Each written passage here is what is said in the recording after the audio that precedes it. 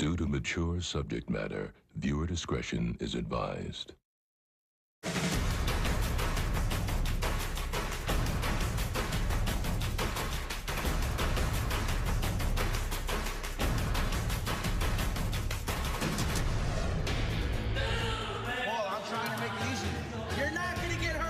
A distraught inmate is placed in the jail's restraint chair. I'm so crazy in there. I can't breathe. Now staff must unravel the mystery of what has him so upset. Please, I'm sorry for everything and everything. How much time have you done in this jail? About 31 years. A familiar face struggles to exit the jail's revolving door, but there's a catch. He's Islamic and he wants to go into a Christian program. That's a problem. Another inmate has pled guilty to manslaughter, but now in an unusual legal twist. He may have to stand trial for murder. They had stated that I was a monster, that I would go out there and kill somebody again. And a convicted murderer stands trial for a gruesome related crime. I remember the word she said, God, give me another chance. I said, God is not here.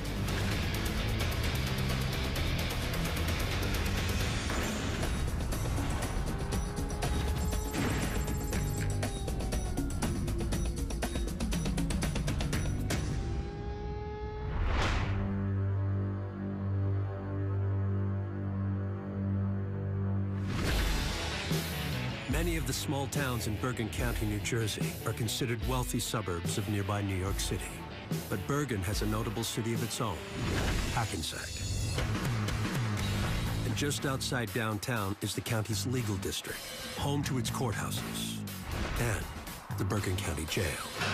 Gentlemen, lock into your cells. You comply, you'll be allowed out shortly. It's a state-of-the-art facility. We currently have 277 sworn officers here, as well as 58 civilians. And close to 900 male and female inmates. Most have only been charged with crimes and are awaiting trial or the resolution of their cases. We out here, man. We in the belly of the beast. Many of those cases are resolved within days, but others can drag on for years. The challenge for those inmates is learning how to cope with monotony and confinement, fear and anxiety.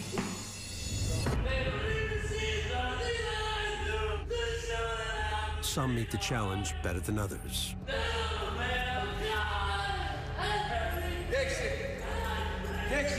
Inside one of the jail's high security units, inmate Paul Dixon is having a difficult time.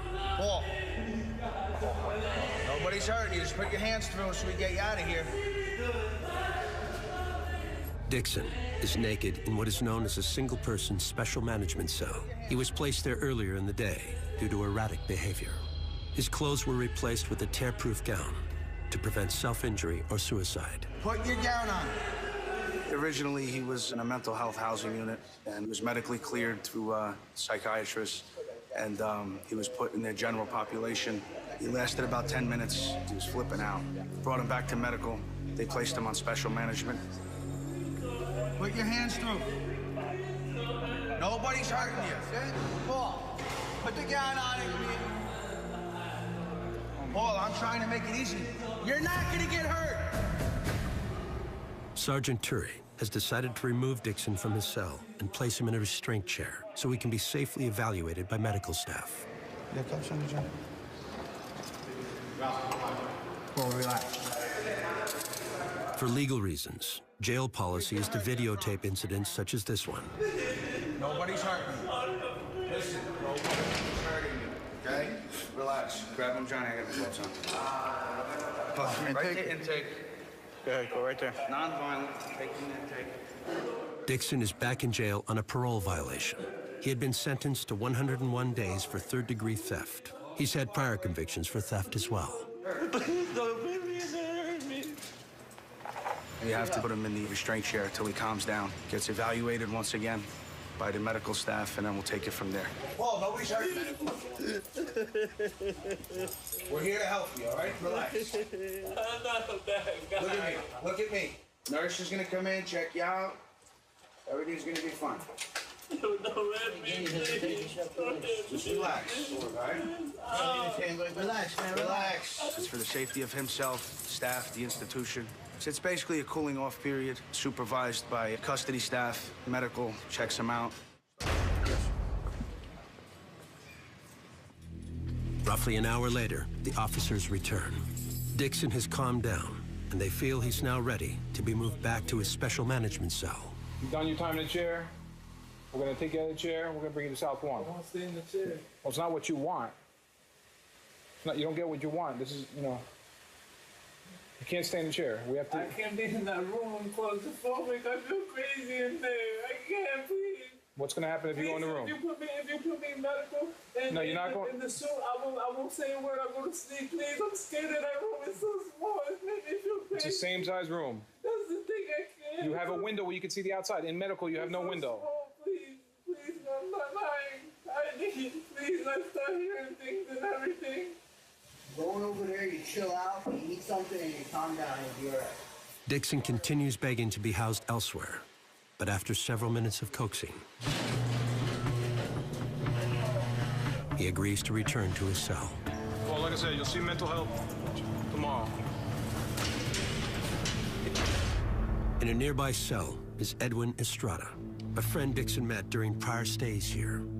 Estrada says he didn't know Dixon was on the unit until he was awakened by his anguished cries. I hopped off the bunk and my port was open, so I looked and I couldn't really see his face, but I remembered his voice. I'm like, yo, that's Paul Dixon. I know him. Estrada was surprised that Dixon, who's been to jail numerous times before, was so distressed. I'm not saying he was faking or anything like that, but sometimes you really do stress out in here. There's people that are not built for this. Estrada is going through some stress of his own. Several weeks earlier, he pled guilty to aggravated manslaughter for killing an 88-year-old World War II veteran. The victim, who lived alone and was killed in his home, was described by his family as a vibrant and active great-grandfather. I really don't want to, go to hell for what happened. You know, I'm really afraid. You know, I don't want to spend the rest of eternity in hell.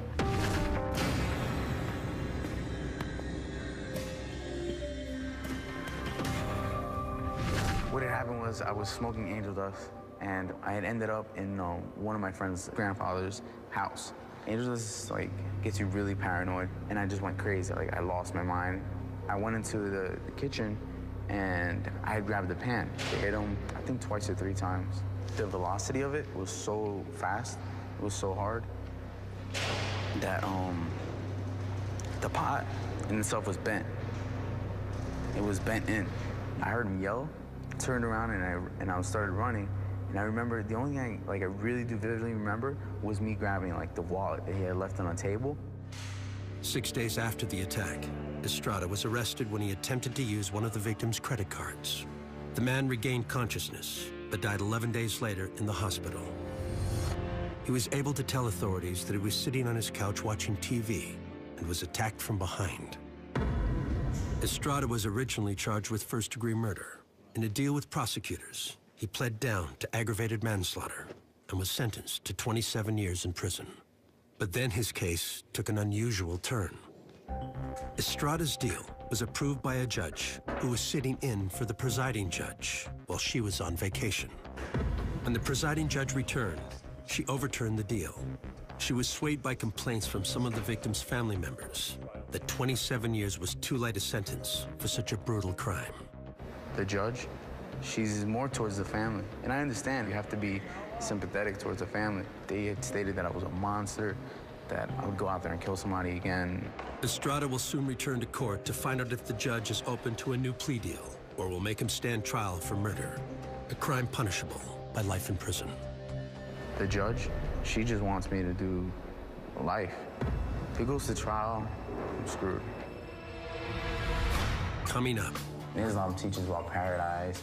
That sounds good. Right now, it sounds good. Edwin Estrada seeks a new religion and a talented artist with a gruesome past. When I finished to kill her, I said, what am I gonna do now?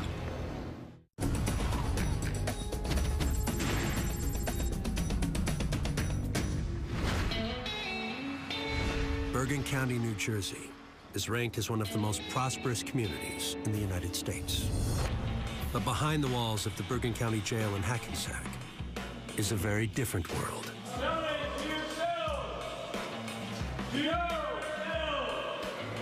In the maximum security unit, surprise searches for contraband are a regular part of life.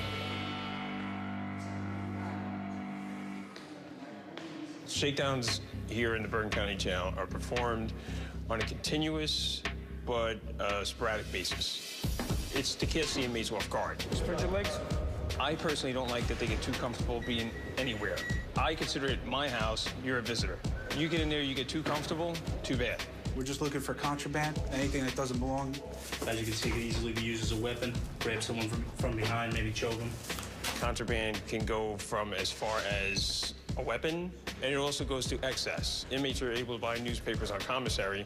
If they have 50 weeks worth of newspapers, it's got to go. These guys are here usually for long term, so they usually accumulate a lot more stuff.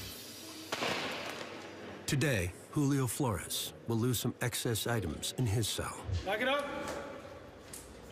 Inmates are only allowed 2 pencils. Anything over that is confiscated. How many pencils do you think you lost here today? All right. I lose like 6, 7 pencils. It's very important, the pencils. Flores relies on pencils to create his art. It brings a small touch of beauty to an otherwise stark jail cell. He says it's a talent he only discovered in prison. God helped me to draw. I never draw in this way. God really showed me his favor, even when you are a killer. Flores may believe his art comes from God, but says he was on his own 5 years earlier, when he strangled his 28-year-old ex-girlfriend. I remember the word she said, God, give me another chance. While you were choking her? Yeah. I said, God is not here.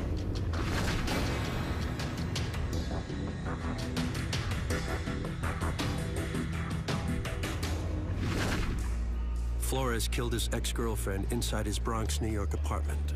He pled guilty to second-degree murder and received a sentence of 19 years to life in a New York State prison. But now he has been extradited to New Jersey to stand trial for a related crime. So why are you in New Jersey? For bringing the members human. The body parts? Body parts, try to hiding. Flores admits that after he murdered his victim, he dismembered her body. When I finished to kill her, and the moment I says, what I gonna do now? Because something on me come in my mind and said, you know what? Now you gotta disappear the body. Flores placed the body parts inside plastic bags and drove them to a vacant home in Bergen County, New Jersey. He then placed the bags inside buckets. How many buckets? 4 buckets, plus the big buckets, 5 buckets for all. I used the cement too, concrete, to put, you know, all over in the buckets. The owner of the house happened to stop by, found Flores in the front yard, and questioned him. I said, listen, man, I got somebody there. So look at me. What? Yeah, I killed my ex-girlfriend yesterday. Now, in addition to his conviction for second-degree murder, Flores is charged in Bergen County with desecration of human remains. Ahora pues ninguna condenación hay para los que están en Cristo Jesús. Though he's openly admitted to the act, this time he's pled not guilty and will soon stand trial. He says God led him to that decision. Why are you always smiling in the newspapers? In the moment, he forgave me my sins, and I feel all my guilt is out of me. I'm so happy. I don't live with bad memories no more. I believe she's already free. God is love. While Flores may face incarceration for the rest of his life, Paul Abdul Wiggins hopes that his days in jail are nearing an end. How much time have you done in this jail? About 31 years, 31 off and years. on. Yeah. All right, so you got 19 years on me. Yeah. Wiggins has pretty much been a regular at Bergen County since age 18. The jail no longer has his earliest mugshots on record, but Wiggins says whether the conviction was for robbery, theft, possession, or dealing, all his crimes have centered around a voracious drug addiction. So this is every time Mr. Wiggins has ever been incarcerated in this facility, and it's 10, 20, 30, about 40 times. When he first comes in, it's on edge. Yeah, because he's high usually when he comes in. Coming off of drugs, he's kicking drugs. He doesn't want to talk. He doesn't want to be bothered. He wants to be left alone. He's agitated. He's dope sick. And then once he comes around, he thaws out. He's usually pretty good. He's one of our frequent flyers, you know? Wiggins says that after all these years, he's finally had enough. Next year, I'll be 50 years old, man.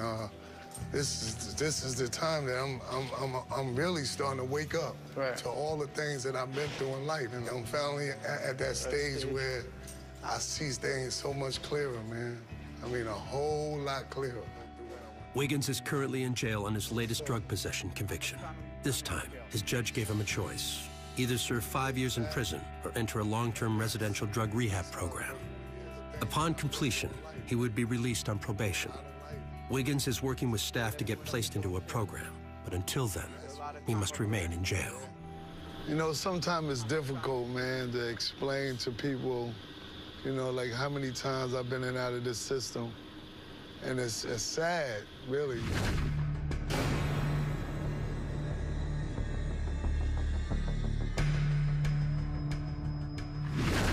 Now you see a guy that's anxious for change.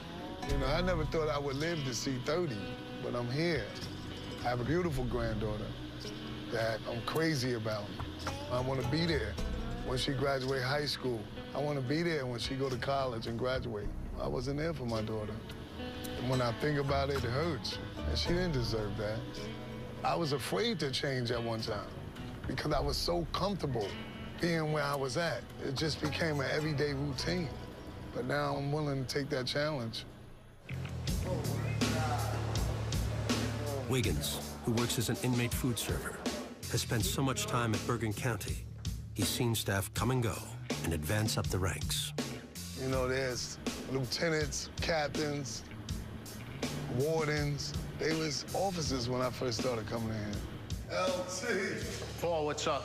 25 years ago, Paul Akakios was a rookie here. Now, Lieutenant Akakios is one of the jail's highest-ranking officers. He's known Wiggins his entire career and says the younger version was a handful. It was a fight. Everything was a fight. And, we wouldn't be standing like this with each other those years. We'd be fighting, rolling around on the ground. And it took him a while. But I do believe that everybody should be given an opportunity. And he told me, he said he never had an opportunity. So he's getting one now. And I think that if he walks the walk, because he's talking the talk, he'll make it. Yeah, I do. Coming up. Okay, why are you picking these programs? The program has a lot to offer me. Paul Abdul Wiggins pleads his case to a skeptical staff person. I promise you, I will not help you at all. And officers get to the bottom of Paul Dixon's breakdown.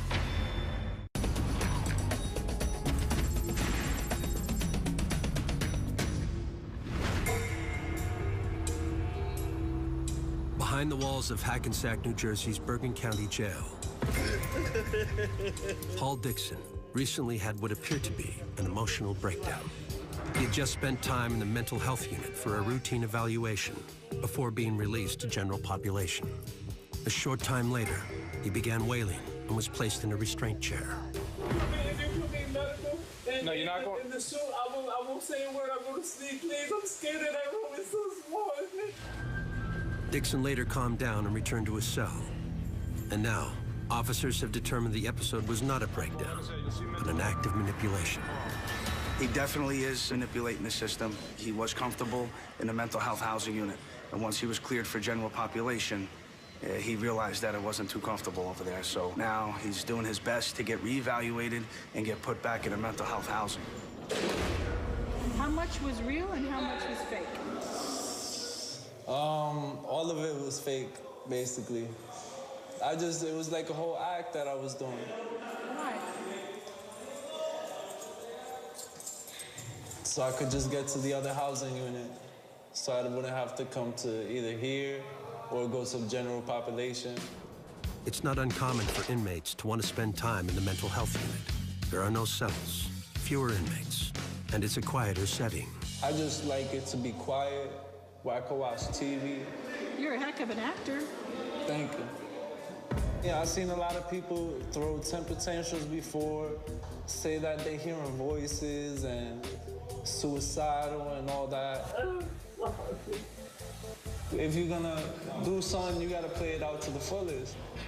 While officers say they won't take risks if an inmate appears to be in a state of distress, it's not the first time they've heard one cry wolf. You just kind of get to know after a while who's pretty much playing a game and who's for real, you know? You just kind of becomes like a spidey sense, I guess, so to speak, you know? Dixon never made it back to the mental health unit, but he says he's glad to be free of the restraint chair. Trust me, nobody could get out of that car seat.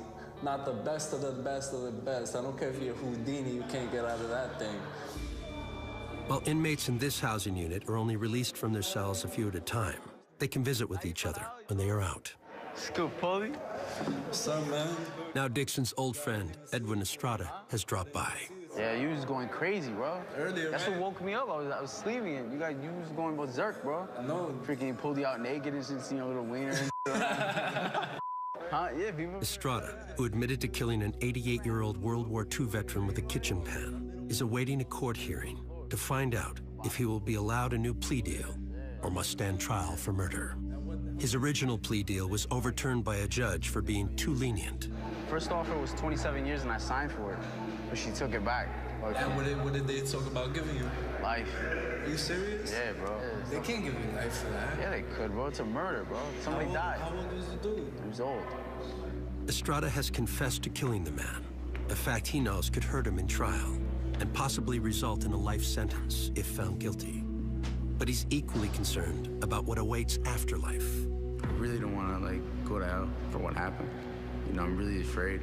I don't want to spend the rest of eternity in hell. I'm worried at what's going to happen after my death. We're all going to die one day, but it's like, where are you going to go? You know what I'm saying? Estrada was raised Catholic, but says now he's trying something new, the religion of Islam. You know how you window shop? That I'm religion shopping. So you're just going to go through every religion possible and see which one? Maybe that, whichever one I'm hungry for, you know. And of late, Estrada has been hungry quite a bit. It is the start of the Muslim holiday of Ramadan, which requires followers to fast every day until sundown for an entire month. You supposed to be fasting. You ate that bologna sandwich. I never ate that bologna sandwich. As a matter of fact, you can ask him at 25, because I meant to ask him, you're my witness, I never ate that bologna sandwich. I feel more towards peace with Islam, because for some reason it's helped me settle my anger sometimes. And then Islam teaches about paradise. Right now it sounds good. I really don't want to go to hell. Just sit down, bro. Coming up. You told me you want to be Muslim. I said, all right, it's fine. You act, Yeah, I'm just too immature. That's just the bottom line. Edwin Estrada struggles with his new religion. And the jury returns a verdict for Julio Flores. I'm so happy, really, I'm so happy. Something touched me.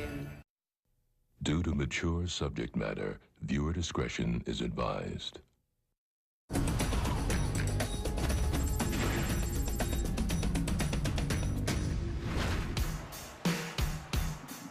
The original Bergen County Jail, completed in 1912, looked more like an ominous castle compared to its modern replacement, which opened next door in 2000. Paul Abdul Wiggins is one of the few inmates whose long record of coming in and out of jail spans both facilities. But I'm a man of my word, so I gotta keep my word. That's all I got. Wiggins has had more than 40 stays at the jail on a litany of drug, theft, and robbery convictions that he says all stem from addiction. I used to sniff heroin and coke. It was something that I allowed myself to like when I should have been hating it at all times. Now a 49-year-old grandfather, Wiggins says he wants to change. I asked my creator to erase this taste from my mouth. Take this taste away from me. I believe I'm strong enough now to fight that demon that's inside of me. Wiggins' opportunity lies in his sentence for his latest drug possession charge. His judge has told him he can either serve 5 years in a state prison or enter an approved drug rehabilitation program at a halfway house and stay clean. I think that somewhere in his life, he's reached an epiphany, if you will. He realizes he can't do this. You can't do this your whole life. or else you wind up dying in here, or your family dies while you're in here. And I think that that's become very real to him as he's gotten older. Wiggins' ability to get into a drug program lies with Don Breeden, who has tried to help him in the past without much luck. All right, I'm gonna see Mr. Wiggins. Breeden is the jail's inmate advocate. Part of her job is matching inmates with community resources. But Breeden has a problem with Wiggins' request. He's Islamic and he wants to go into a Christian program. That's a problem. I know from my past experience, if someone who is of a different religion goes into a Christian program, they usually have a problem following the spiritual guidance there. So that's why I want to find him someplace that will be more amenable to his faith. If you look at it, stop looking at half of the picture. I'm not looking at half. I'm looking at the whole all picture. No, you're not, then. Yes, I am. Well, you're not seeing like I'm seeing it. Right, that's the whole problem. You ain't been seeing it right for the past how many years? Oh, now, y'all, that was a low blow. That was You just said that was below the belt. Don't I really don't. Okay, why are you picking these programs? Why? Because the program has a lot to offer me. But the foundation that your faith is built on, the foundation. I mean, that's the only thing we can go. Yeah, but it's your foundation. But you know why I don't want to go there, Ms. Dawn? Because that's my old stomping grounds. Okay. I'm too familiar with all that. I need to be somewhere where I don't know nobody. I don't know where I'm going. Everyone wants to see him try harder this time. And like he said, he's done this before. So I want to, give him a good start. I'm going to call the Salvation Army program. I'm going to ask them if they will accept someone who is Islamic. If they say no, I'm going to let them know to take him off their list. Now, if you come back here again, under any circumstance, I promise you, I will not help you at all. No matter how many lieutenants, captains, or anybody comes and says, you're going to help him, right? You know the sad part about it? I believe you. No, I'm telling you the truth. I know. I'm telling you the truth. I believe you. Yeah, man. okay. I believe you. As Wiggins waits to find out if he will be accepted into the program, he continues his job as a food server. And this week, that might be more challenging than usual. Wiggins is observing the month-long Islamic holiday of Ramadan and must fast until sundown. He converted to Islam during a jail stay 10 years earlier and took the name Abdul. Abdul means servant. Yes, it means servant, like serving God. When I'm living right and I'm doing right and I'm on the straight and narrow path, I'm God's servant. That's why I chose that name. About 10% of the inmate population is Muslim. And for those who request it, the jail provides halal meals, which meet the religion's dietary requirements. It's prayed over, it's blessed. You know, like the kosher, that's what makes it special, because it's prayed over, it's blessed. We gotta wait for another list, an hour. So I know Estrada, he can't wait. Look at him, he can't wait to eat. This guy. I'm eating 19 hours, I just got me crazy. Edwin Estrada says he embraced the religion because, among other things, he fears going to hell as taught by his Catholic upbringing. Islamic inmate Melcy Payo has served as a mentor, but says he has to keep an eye on Estrada. I gotta watch him, because he asked me for a canteen. I'm gonna fast, let me get some honey bun. I said, okay, here, but you gotta fast. Estrada hoped he would find peace in Islam, but now he's not so sure he's cut out for it. I just stopped, I'm not gonna do it. I've been telling you that. Nobody can force you religion to you. You know, I've been telling you that. You know, you wanted to. You told me you want to be a Muslim. I said, it's fine. But then you act all, Yeah, I'm too immature. I'm just too immature. That's just the bottom line. I can't wake up every day at 4. Do wudu, wash my hands, wash my face, wash my feet, wash, everything, and then pray, and then I gotta do it again 3 hours later, and then, all of that, and then it's just too much discipline for me, It's just, I'm done with that. I don't wanna act like I'm somebody that I'm not no more. You know what I'm saying? And I'm not gonna do it. You're not gonna catch me praying at 4. You just answered my entire time I was telling you. Look. You're not gonna catch me at 4 a.m. praying one day, facing That way. See what I'm saying? See, it's not even that way. It's this way. You're right. My fault. It's been a while since I prayed. You probably never did. Outside the unit, Wiggins continues his food delivery route. He only delivers trays to the door of each housing unit, and that's a big relief, especially when it comes to one unit. I just bring it to this door, and that's it. It's a wrap. I don't go in there. Lockdown, max. That's max right there. Them are killers in there. I'm not a killer. One of those convicted killers is Julio Flores. After strangling his ex-girlfriend inside his Bronx, New York apartment, he pled guilty to second-degree murder and was sentenced to 19 years to life in a New York State prison. Because Flores was actually arrested in New Jersey, with the woman's body parts concealed inside buckets, he was extradited to Bergen County to stand trial on an additional charge, desecration of human remains. And earlier today, it took a jury less than 2 hours to find him guilty. So tell me about when you first heard the verdict and what your reaction was. You're not gonna believe me because I'm so happy, really, I'm so happy. Something touched me and I can explain that. I feel like happy. I can explain it. It's out of this world and all people look at me like crazy. You're at peace? Yeah. I'm right in the hands of God. Flores was sentenced to 20 years in the New Jersey State prison system, which he will only serve if he is ever released from prison in New York. Ironically, he could serve a longer sentence for desecrating his ex-girlfriend's body than he will for murdering her. Are you so sure, though, that you've been forgiven for your crime, and how? Of course. Do you think you'll see your victim in heaven? That's not depend on me. Do you want to see her in heaven? If you got one, it's all right. What would you say to her? What am I gonna say to her if I say to heaven? I think everybody, when they go to the heaven, is already forgiven. So you don't need to ask for forgiveness. Just call and love him. The same like a God loved you, and that's it. What am I gonna say? Oh, I'm sorry for killing you or something? No, you don't need it because it's already done. Coming up.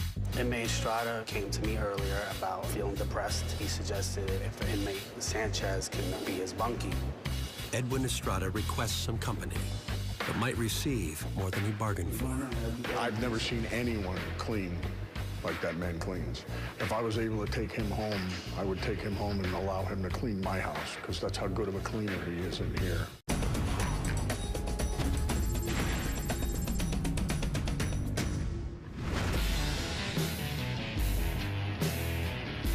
Paul Dixon's apparent breakdown turned out to be nothing more than a ruse to get moved to a better housing unit. If you put me in medical, and no, you're not going. In the suit, I won't say a word. I go to sleep. But officers saw through the hoax and returned Dixon to his cell. Now he's on his way back to general population and says he's changed his tune. He's also gotten his clothes back. Yes, I was in the chicken suit, graduated back to the orange uniform, you know, behaved, did pretty good. How does it feel to be in this? Much better. I learned that if I ever do come back, which I'm not gonna come back to jail, I'm gonna do it the right way and just take it like a man, you know? It's not worth it putting these guys through all types of hell, you know? Dixon is in jail on a probation violation for third-degree theft, but will soon be going home. I went to court today, and they granted me time served, and they terminated my probation. So I'm waiting a little bit, probably another hour or so. I should be going home, you know? And now I can see my kids, see my family again, and work my way up, get back into school, and be successful, and accomplish things in life. I'm too old to be coming to jail, so take that advice and don't come to jail. Dixon's friend, Edwin Estrada, faces the possibility of never living in the free world again. He will soon appear in court to learn if his judge will entertain another plea deal or order him to stand trial for allegedly killing an elderly man with a kitchen pan. I really do feel bad for what happened. Inside, it's hard to live with. When I first got here, I was sort of in denial. I was like, you know what, I don't need to be here. But in the back of my head, I'm like, somebody died. I need to pay for what happened. Like, that's the reality of things. I messed up so much in my life that sometimes it's like, could it get any worse, you know? I really don't think it can get any worse from now. I don't want to say that and jinx myself, but that's how I feel. Here, Estrada. Good looks. Estrada had hoped that his conversion to Islam would help relieve his stress. But he recently decided that it wasn't for him. So now, he's looking for other ways to cope. I don't know, I feel like I need a bunkie. I'm just losing my mind, being by myself. You want company sometimes. You need somebody to talk to express how you feel. Inmate Estrada came to me earlier about feeling depressed, not talking to anybody. He suggested if Inmate Sanchez can be his bunkie. If it helps Estrada out anyway, then helps me out because, you know, I got a lot of things going on. We don't want any suicide attempts and stuff like that. Get your stuff. You're going 48. Now? Yeah. I need to clean the room. The room is dirty. No, he clean. He clean? Yeah. Oh, yeah? Wilfredo Sanchez is known at the jail for being clean. Very clean. I've never seen anyone clean like that man cleans. Yeah, I was gonna clean the whole room because the Sanchez needs to come in. You know, I'm gonna clean the cell out before he moves in, you know. Because, like, my mom always told me, like, when you clean, it has, like, cleaner energy and stuff. Like, you feel better and stuff. Do you have any concerns about them bunking together? No, not at all, because Sanchez, he's a good worker. Estrada, sometimes he still gets depressed every once in a while, and they can watch each other. But shortly after Sanchez moves in, there's a problem. He thought the room was clean, but he didn't give me a chance to scrub the floor, clean the bathroom. Clean, you know? So we gotta do that when we come out right now, so. It's crazy. It's toilet, bro. We gotta clean, that's it. What? That's what depression does. You see my toilet? Not like that in my sink, too. He's the cleanest man on the You team. see my toilet in the sink? Not like that, bro. Inmate Sanchez is a unit worker. We need to keep the units as clean as possible, and he does the best job out of all of the workers that we have. So I use him as often as I can. He'll go in, he'll scrub from ceiling to floor, and I mean wets the ceiling, the walls, and then he takes the squeegee and he squeegees the whole cell down. The bunks get cleaned, all the metal gets cleaned. So much shampoo, but the smell is good. I'm telling you, when he leaves, it's clean. I even allow him to clean the officer's bathroom because he does such a good job. If I was able to take him home, I would take him home and allow him to clean my house because that's how good of a cleaner he is in here. My mom tell me, say, Willie, where's your room? Your room clean, very clean? My mom, yes. And what is the toilet? Very clean. So, Edwin, did you count on this? Nah, I didn't. It smells like a rat down in here. Coming up. I'm working trying to get something like 15 to 20. I just want you to be realistic. A counselor tries to temper Edwin Estrada's high hopes before he heads to court to learn his fate. And two of my greatest fears is me dying in prison and my mother passing my money. I don't ever want that to happen. Paul Abdul Wiggins stares reality right in the face.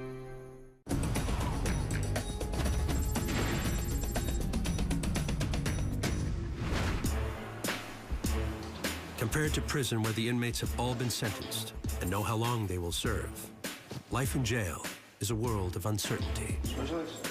But nearly every day, resolution arrives for someone.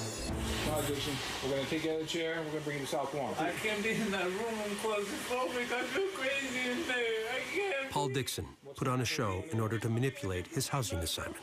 No, listen, I'm telling you right now, you're going to South Lawn, and if you cause problems, you're going to end up back in the chair. It didn't work.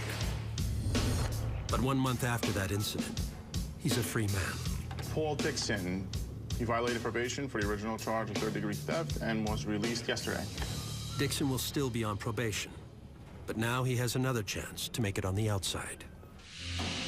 The future seems less bright for his friend, Edwin Estrada. After admitting to killing an 88-year-old man by striking him numerous times with a kitchen pan, Estrada's plea deal of 27 years was revoked by a judge who decided the sentence was too lenient. Estrada is hopeful for a new plea deal, but he also faces the possibility of going to trial for murder and a potential life sentence if found guilty. Helping him through it is mental health clinician Jackie Gill. Because Edwin is facing very serious charges and his case has taken some twists and turns that we didn't expect, I've been seeing him the whole time he's been here. Good morning. We've just worked with the possibility of life. That's the reality, that he is going to prison for a long time. So to skirt around that issue would do him a disservice. The new attorney and stuff, I'm working trying to get something like 15 to 20 with this new attorney. That would be a lot different than I'd be happy. What we planned for in the past. I wouldn't be happy, to tell you the truth. I would be content. How realistic do you think that option is, the lower? The lower number? I just want you to be, and you know we've talked about this all the time, is being realistic to what the situation is and realistic of all the possible outcomes. Yeah. So, you know, whereas 15 to 20 would be great, we've also talked about 28, and we've also talked about 40 and life. That's crazy. It is crazy, but... There's no way I'm gonna accept a plea deal for 40. I might as well go to trial. You know, that's crazy. I'm not gonna do that. Like you say, you have to be realistic. At the same time, I need to look at both sides, you know what I'm saying? I have to look at being realistic, and at the same time, I have to look at being hopeful and stuff. There's always hope, but it's a slippery slope because you don't want to bash their hope or hinder their hope, but you got to balance it with the reality. Hopefully everything goes well, because I can't do life. Like,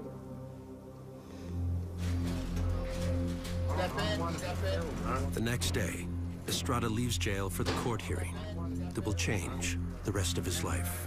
The victim's family, I guess they want me to do life. If I was in their position, I could see where they're coming from, but I just don't think, you know, I deserve to do life. Just before he enters the courtroom, Estrada is summoned to a private meeting with his attorney, where he will presumably learn his fate. Moments later, he has his answer. There is no deal today. They want to bring me to trial, and I'm fine with that, you know? I thought earlier you said you weren't. I guess I can't do anything about it, so I have to accept the fact that I'm going to trial. If I lose, I end up getting probably life. Estrada was 18 when he was arrested for this case. Watch your step, gentlemen, watch your step. The same age as Paul Abdul Wiggins when he first came to jail on an armed robbery charge. That was 31 years ago, and Wiggins has been in and out of jail 40 times since then. But he says now he's finally ready to take advantage of the opportunity afforded him to do better. Though she had some concerns about his Muslim faith being a good fit, inmate advocate Don Breeden was able to place Wiggins in a Christian-based halfway house, where he will receive drug counseling, job training, and life skills programs. Today, the lieutenant called me down and informed me that I was going into the program, and I should be leaving sometime next week. So I'm just hoping the program is right for me and do me some good, because this ain't doing me nothing. And this is your first program. All the years you've been going through us and coming through here, this is the first time you're ready for a program. Two of my greatest fears is me dying in prison and my mother passing mom in here. I don't ever want that to happen. That's motivation. So, before I start... Go ahead, my man. Y'all be good, all right? All right.